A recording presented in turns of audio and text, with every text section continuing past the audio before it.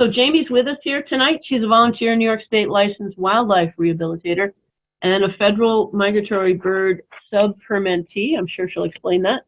And farm and animal rescuer and caretaker for Animal Nation, which is a nonprofit animal rescue organization based in Westchester County, but serving all the surrounding areas too. She rescues and raises hundreds of orphan, ill, injured, and abandoned wild and farm animals each year, from fawns to lambs to songbirds. So welcome, Jamie. Thank you for being with us here tonight. Thank you. Thank you for having me. I'm Jamie from Animal Nation. So I am a New York State licensed wildlife rehabilitator, but I am also a sub-permittee under the president of the organization under his federal license, which means I'm legally allowed to care for and rehabilitate migratory birds. And we're going to get a little bit more into what exactly licensing is. Yeah, here we go. So first, just to introduce Animal Nation a little bit, because I know that most of you, if not all of you, are unfamiliar with our organization. So we are obviously a wildlife rescue and rehabilitation facility. We have a farm, rescue, and sanctuary property in South Salem, New York, where we give a forever home to injured, neglected, abandoned farm animals. We have an entire domestic animal rescue division, so anything from cats to dogs to parakeets, bunnies, turtles, you name it, and it's been through our doors. And then, of course, our fourth pillar of the organization is all about education. So having programs like this where we go to speak to people, just talking to the community about how they can get involved, how they can help, and of course, highlighting the work that we do and why we do it. So we rescue well over 500 wild animals each year, and a large majority of those are migratory birds. And that's mainly because we are one of just a few in the Westchester, Rockland County area who have their federal license. So I always like to tell people that just because someone says, I'm a New York State licensed wildlife rehabilitator, or if someone says, oh, I have lots of experience with birds, or I know someone who has a lot of experience with birds, to never ever give an injured, orphaned, or sick migratory bird to someone who does not have a federal license. And that's because in order to get your federal migratory bird rehabilitation license, you, of course, have to first have a state permit. You have to have over 100 hours of avian rehabilitation experience. You need a letter from a veterinarian that is willing to work with you and see these birds. You need a letter from another federally permitted rehabilitator that is familiar with your work and your training. And then you also have to have an approved flight cage and approved enclosures. So if you do, pass a bird off to someone who doesn't have proper federal licensure, you run the risk of them not having a vet that they can work with, not having appropriate caging, and then of course also appropriate, knowledge on what you would feed a particular bird. So this photo here is of Patrick, the president of Animal Nation, with one of our recent bald eagle rescues. So first, I want to talk about songbirds. A majority of the wildlife calls that we get in throughout the spring and summer is, I found a baby bird and I don't know what to do.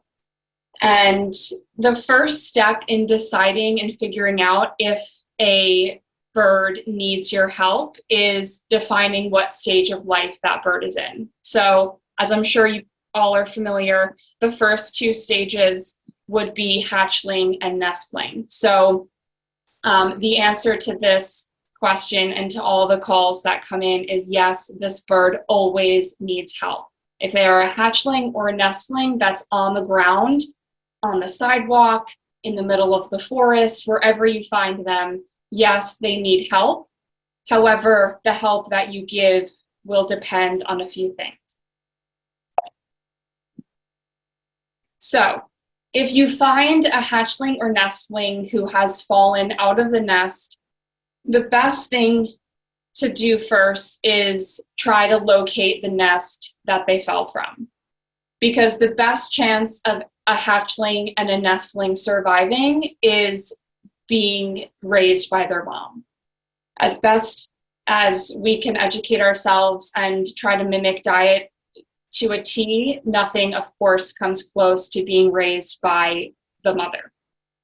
So ideally, we have people try to locate the nest from which the bird fell from. Usually it's, just look up in the surrounding trees, look at any surrounding buildings, and then ideally that bird is placed right back in the nest, and then you would observe to see if mom comes back to tend to the nest. Human scent and touch does not interfere with a mother raising her baby. There are other wild animals that we, try to limit human scent on, such as fawns, because then it attracts predators. That's not really like a mother-baby thing, but birds also fall under this. So we of course always recommend anyone wear gloves when handling any wild animal, but if you didn't have a pair or you felt comfortable just touching a hatchling or a nestling barehanded, it would not interfere with the mother coming back. If the nest was destroyed by, say, weather or a larger animal, and there maybe are several babies on the ground, or even just one baby, and you see that the nest has been destroyed, or even if you see the nest, but it would require maybe, like a bucket truck or a super tall ladder to get to, what you can also try is creating a homemade nest. So colanders work really well because of their drainage holes. Wicker baskets work really well. And then ideally you would hang this as close to the original nest or as close to the nest that you can't quite reach. And we've actually had a good amount of success, even when the mother does have her original nest, the baby, the mother will come down to a homemade nest and tend to the babies. It also works in the event that the whole nest is destroyed and there's 3 or 4 babies. Again, we've had some pretty good success with this. Again, making sure that there's drainage holes and that the nesting material is adequate. You wouldn't want to use like a towel or anything like that. These are some photos of some nestling and hatchlings. So we have a European starling over here. We have a house finch and then the American robins. So of course, in the event that the bird is looks injured, is sick, or they continue to fall out of the nest or continue to be kicked out of the nest by the mother, or you notice from after observing either indoors or far enough away where the mother wouldn't be startled and prevented from coming back to her nest. So if all of those things fail, then you would need to find a licensed federal wildlife rehabilitator. And you would do that. The 2 easiest ways are the DEC website. So when you go on there, you would look up on their wildlife roster. So they'll ask you what type of animal you have that you need help with. You click songbird, and then all of the federally licensed rehabilitators will come up, and then you can start making phone calls. Another really great resource that I recommend anybody who spends even a little bit of time outdoors has downloaded on their phone is the Animal Help Now app. And it's It's definitely a countrywide app. I don't know if if they've expanded out to other countries, but I always have it on hand in the event that I'm traveling and I need to find a rehabilitator exactly where I am in that moment. You can look up any type of wildlife rehabilitator in the area that you're in by using that app. So I definitely highly recommend anybody who spends any time outdoors having that app downloaded just in case you need it. Let's talk about fledglings. So does this songbird need help? And the answer is usually probably not. I'm sure that you have seen several graphics shared around this time from various organizations or wildlife rehabilitators, bird enthusiasts about not kidnapping birds. So this unfortunately happens very often, and why we always advocate for people to call us before they capture an animal that they think needs help. Because as I'm sure you all know, this stage of life is a bird that can be out of the nest, but just needs a few more days to learn how to fly.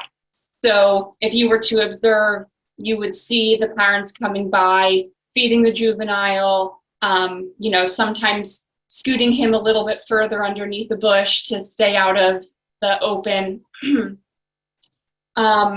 So generally, these birds do not need help. Again, unfortunately, they often do get kidnapped, and then the parents are left wondering where this bird went, and now it falls on, rehabilitators and organizations to, have to continue his care.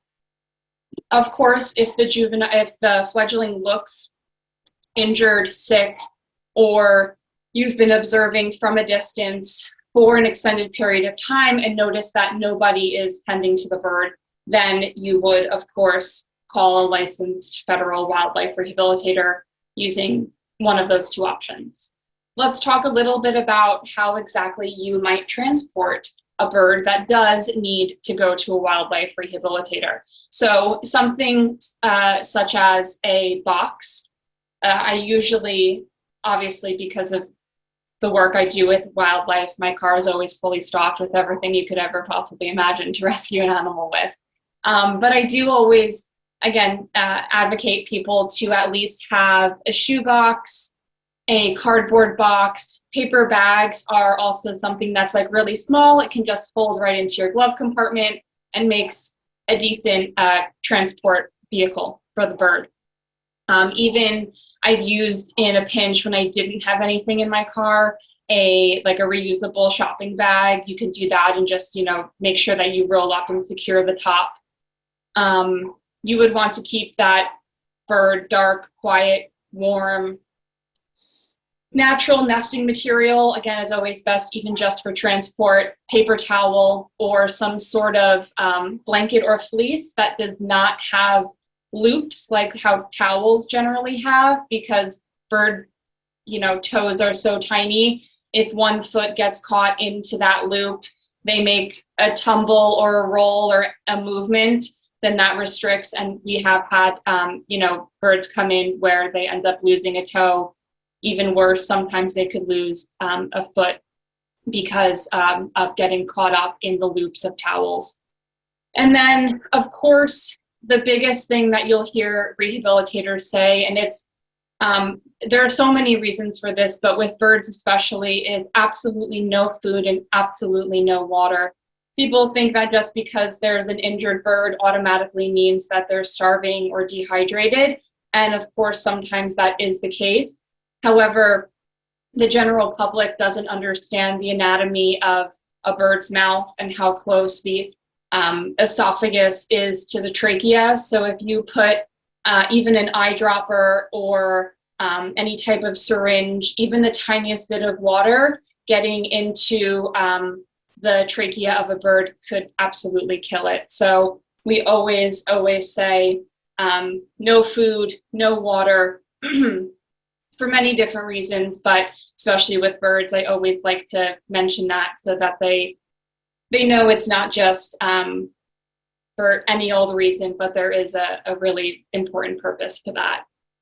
Transport is also really, really helpful for wildlife rehabilitators, and we always have a little sigh of relief when the finder says, oh yes, I'll transport, I'll drive to you, or I'll even meet you halfway. Because at the height of baby season, I'll have anywhere from, 30 songbirds, 100 mallards, 22 fawn. The amount of animals that we care for is beyond what you could even imagine is possible. And when you're feeding 30 songbirds every 15 to 30 minutes, having to, go out to pick up another one, we do it all the time, every day, but just know that if you can help in any way transporting, or even if you're interested after this this presentation in helping Animal Nation long-term, as people who are a little bit more familiar with birds, maybe feel a little bit more comfortable picking up a songbird or even a larger bird of prey, and you are interested in being a transporter, then please reach out to us, because we always need people, especially in this area, who are willing and able to drive animals to us. So, as you would imagine, we have to accommodate for different species of birds, different types of birds. I put some of my favorite photos here. When we get woodpeckers in, obviously there's, with every bird that comes in, they get a special diet depending on what they eat in the wild, of course. They get special caging, special enrichment, and woodpeckers obviously would fall into that category because they need to learn how to find bugs inside trees. So what we do is, once they're at the stage where we need to start teaching them how to self-feed, is we take a big, piece of a tree, branch, log, and we drill holes into it and stuff little mealworms in there so that they start to learn, oh wow, there's a bug in this hole of the tree. And if I stick my little beak in there, I will find that worm. That hummingbird down on the right, that tool that we have there, we were hydrating him with some Pedialyte, is like a very soft, malleable plastic tubing that we stick down his throat. He does his little tongue wiggle. You put the tiniest bit in, you pull it out, you put the tiniest bit in, you pull out. And then the top photo is one of my favorites. So this was a group of birds that was brought to me. One of the first birds that I rehabilitated on my own. And when the woman brought them to me and I opened the box, I immediately was like, oh my God, what did this woman do? She stole a random bird from another net. I was going to the worst. And then I was like, oh no, that is a brown-headed cowbird. So we actually got an orphaned nest of birds where a brown-headed cowbird, as they do, dropped her egg in another's nest. So that was a nice little learning experience for me. And it hasn't happened since. That was the only time it's happened to me personally. But yeah, so that's one of my favorite photos. So obviously, again, accommodating for different types of birds, and also transferring birds that we don't necessarily specialize in or have proper caging for. Something like chimney swifts and barn swallows. We transfer all of those to Sunny Kellner over at the Sharon Audubon Society Center in Connecticut, because she is the swallow and the swift expert. So these 6 swifts actually all came in on the same day after a really big storm we had. And they also are some of the loudest patients that you could possibly have. This middle photo again is that bald eagle. We do triage and stabilization and bring bald eagle to our vets immediately. However, once we've able to stabilize them, given emergency veterinary care, we generally transfer the eagles to the Friends of the Feathered and Furried Wildlife Center in Hunter, New York. Seagulls are very notorious for being the pickiest eaters, and you would think, like, you know, a seagull is just in a random parking lot eating anything he can. In a rehabilitation setting, it's nearly impossible to get these guys to eat. You have to be specific as far as what bowl you use, what type of fish you use. They're very, very unique. And then we just recently had a common merganser who we had to put into one of our pools with live fish. He would not eat any other way. He made a nice full recovery and was released a couple weeks ago. Unfortunately, well, you know, fortunately, unfortunately, he was getting attacked by a hawk, and unfortunately, in my opinion, a woman, you know, scared the hawk off and left the common merganser pretty injured. But he ended up making a full recovery and and was released back where he was found. We are one of the only wildlife facilities who will admit injured juvenile and adult Canada geese. A lot of places will admit the goslings and then raise them to juveniles, but we are one of the only places that actively admit the juveniles and adults. This middle photo was in Piermont, New York. He was tangled up in fishing line, very common call that we get. Luckily, most of the time we just go out, catch him, clip it, and he's good to go, unless there's a deeper wound or infection. This photo of that oiled bird was from that recent oil spill in Pelham.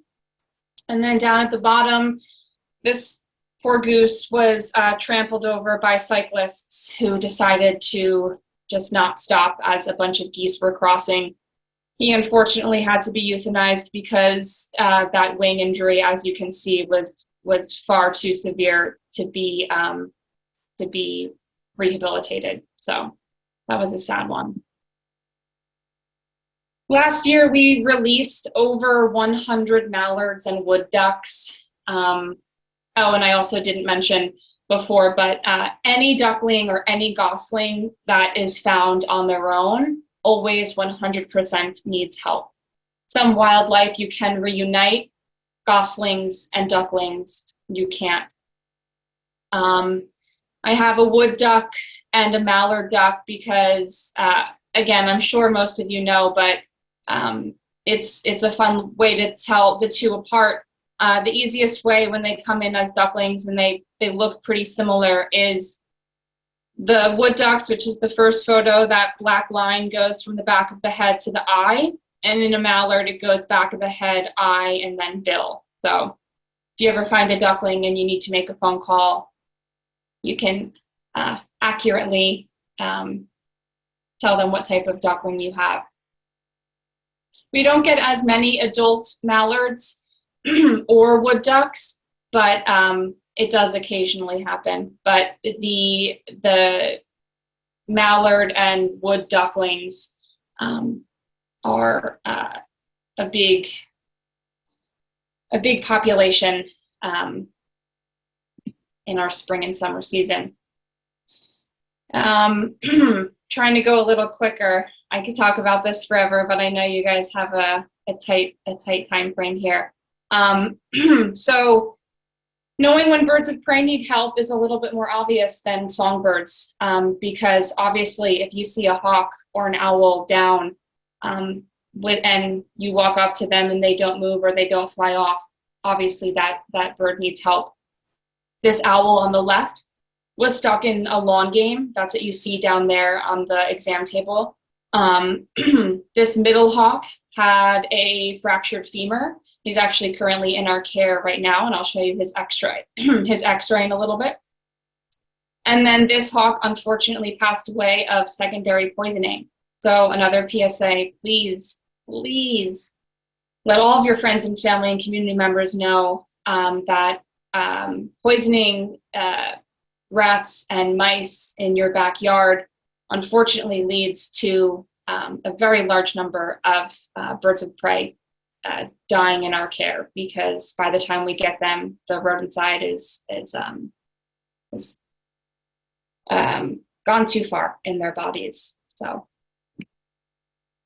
this was a really wonderful success case here. This was a broad-winged hawk that I got a call about last year, and I pulled up to this little fluff ball here who very obviously should not have been there.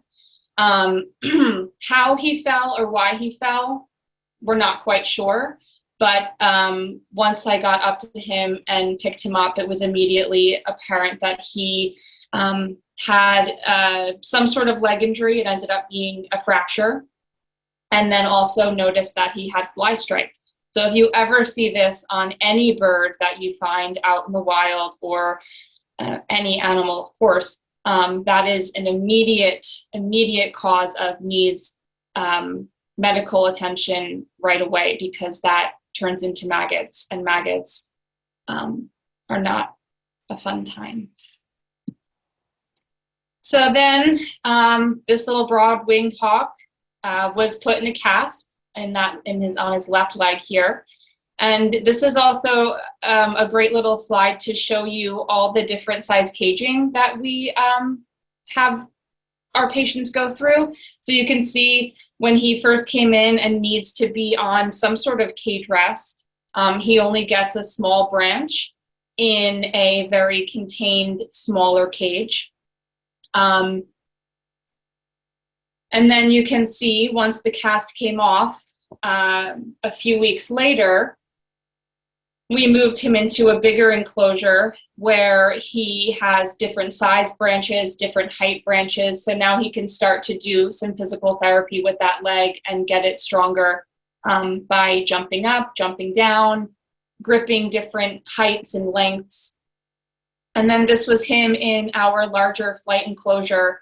And yeah, this guy was a really, really awesome, rehab story. It was amazing to watch the progress. And, no matter how many times you do this, you're always absolutely amazed at the fact that that these wild animals are so resilient and really, despite being in captivity, really can make amazing recoveries. It's really, really incredible. Any smaller bird, any bird that comes to us as a baby, or any bird that sustained any type of eye trauma, we always transfer them at some point to Green Chimneys in Brewster, and they do live feed tests in their larger flight enclosures so that we can ensure that these birds can hunt on their own. So this was another one.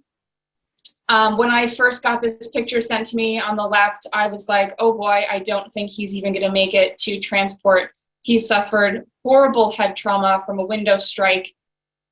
He came in and, his head trauma was very, very severe, but he ended up making a 100% recovery and was able to be released in a park nearby where they found him. So that was also a really nice success story. These are just some of our other patients. Owls are so magical, so incredible. It never gets old, no matter how many times I see them. Again, this was that owl stuck in a lawn game. Owls are also not really great at making nests, so we do have a high amount of orphaned owls that come into us. And this was a cute little screech owl who also fractured his femur.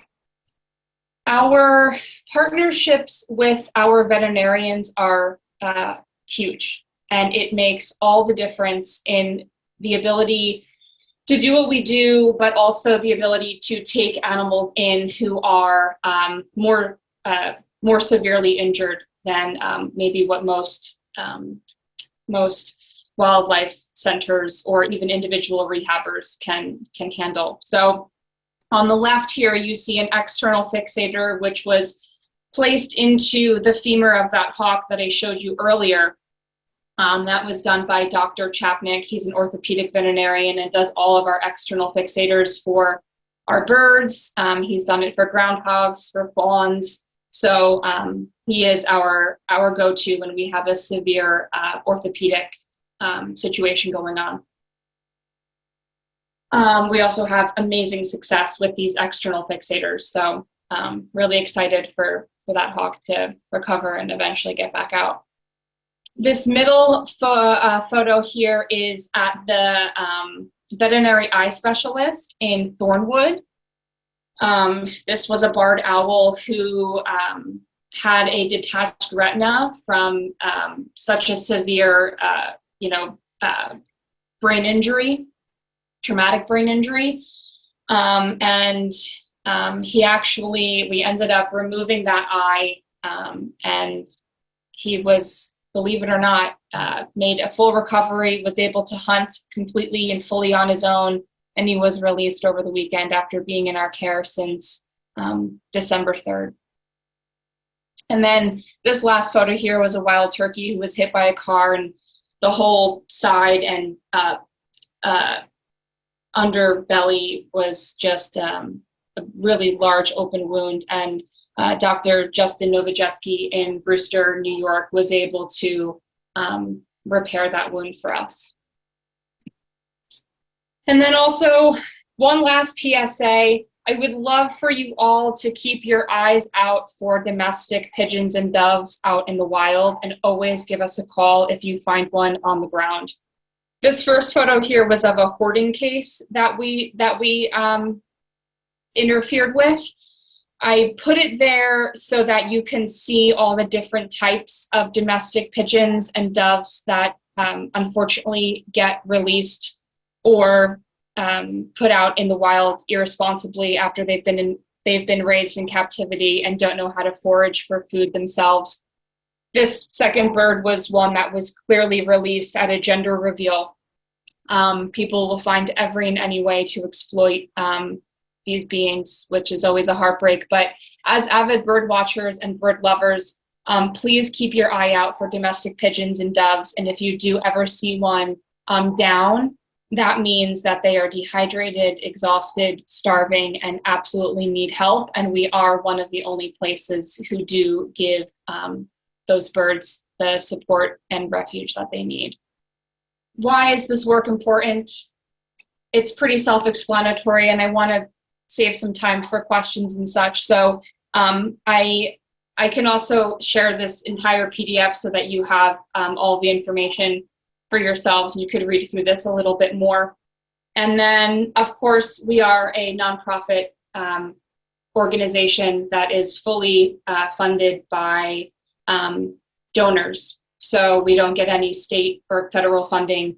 It's all out of the kindness of the public's help. So if you feel moved in any way and would like to make a donation, of course, we're more than happy with that. Following us on social media, sharing the work that we do, volunteering with us at the Wildlife Transporter, that's huge. Yeah, thank you. I really appreciate it.